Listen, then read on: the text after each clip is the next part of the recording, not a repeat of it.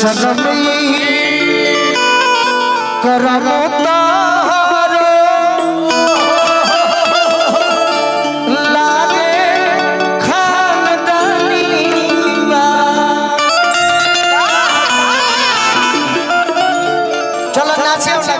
बात में सुनाई मेजर रखा बिरहिया बाज रही बिरहिया बाज एगो लइका से कहता है मैं तहरा से बड़ी हम दुखित बानी काहे हो कि अजुले न प्यार दिलु दिल के भीतर से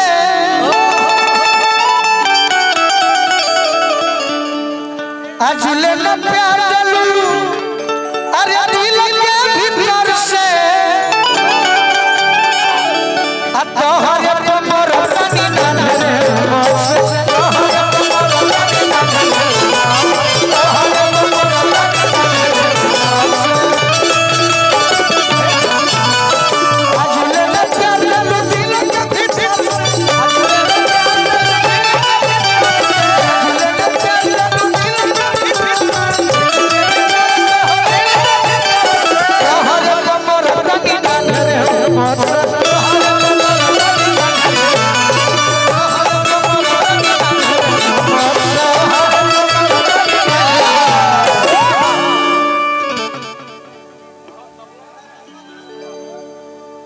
Rohit digital library self study centre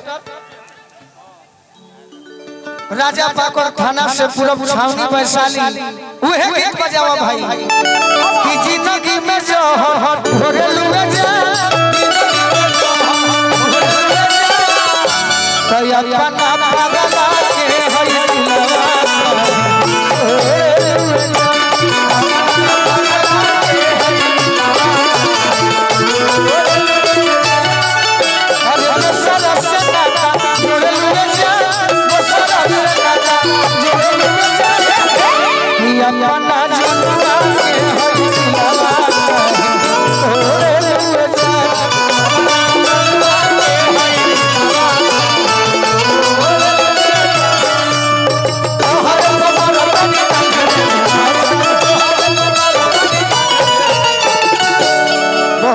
Kusum ji बहुत सुंदर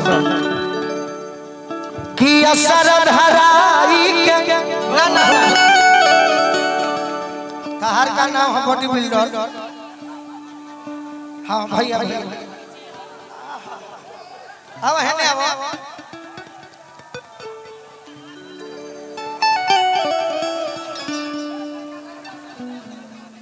अरे हम हाथ मिलावला नहीं हम आशीर्वाद मांगे खातिर आइल बनी हाथ मन मिलावला बहुत हीरो बड़े हम देहाती लइका हैं अरे कि पहिला में कोई नीच मंगरी प्रवेश हो पहिला में कोई नीच मंगरी प्रवेश हो खाना बुलावाई करवलु नरेश हो खाना बुलावाई करवलु नरेश हो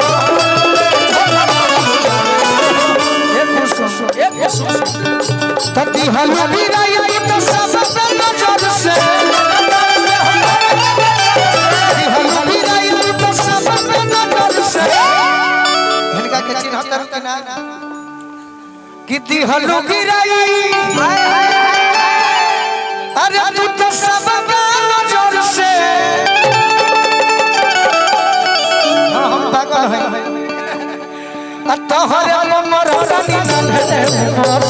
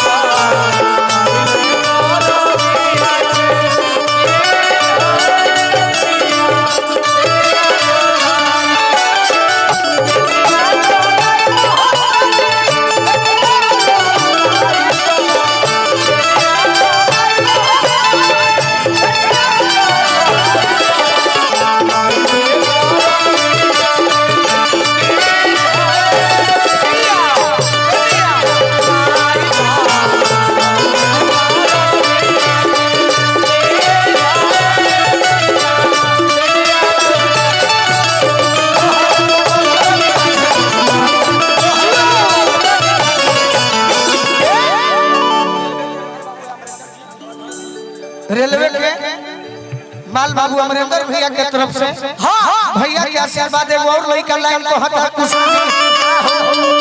आपका नाम क्या है? हमारा नाम जानवी है। बहुत सुंदर नाम है। अरे कि कोनो की दबाई भैया हमारे अमरजीत यादव जी आरजेडी की तरफ से कुसुम। अरे कि कोनो की दबाई मारी मुस्की जवनिया तो कोनो की दबाई मारी मुस्की जवनिया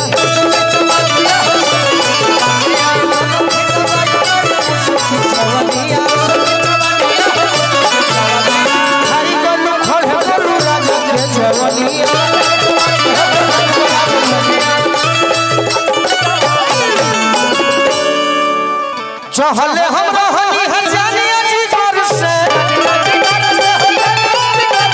चहले हम रहनी हजानिया जी घर से तोहरे पे मरनी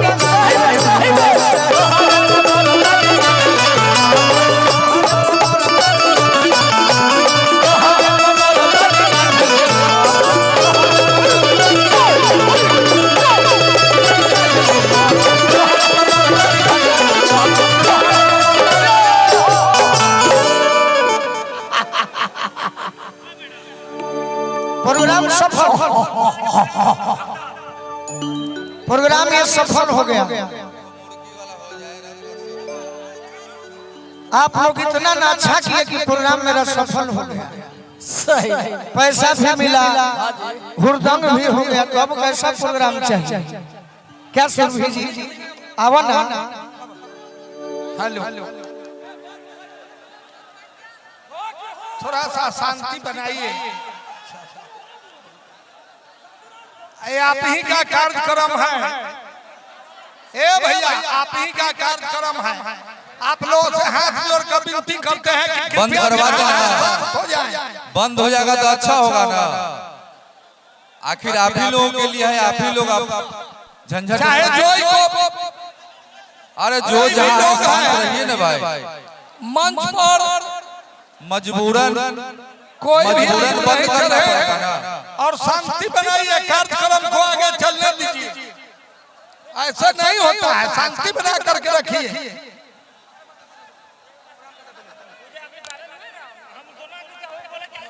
हेलो आप थोड़ा बैठिए। आइए देखा जाए, कोशिश किया जाए। ये गाना हमारे हम ये बहुत ही सुंदर कलाकार हैं, इनके लिए जोरदार ताली बजाइए मंटन मिश्रा जी। और ये इस क्षेत्र की आन बान शान है। आपके लिए गाना हम गाना चाहते हैं। गाएं धोखा का लेकिन बात है दीवाना प्यार में। अरे आप बहुत ऊंचे स्तर के कलाकार हैं। और जैसे आप लोगों ने बबीता किन्नर को वायरल कर दिया, ये तो ऑलरेडी वायरल है, लेकिन अभी जरूरत है कि पूर्ण रूप से ये वायरल हो जाए। ये गाती भी हैं, डांस भी करती हैं। तो मैं चाहता हूं कि बबीता के बाद मंटन मिश्रा जी उर्फ कुसुम जी का भी नाम। एक लड़का एक लड़की से प्रेम कर बैठा है, लड़का दीवाना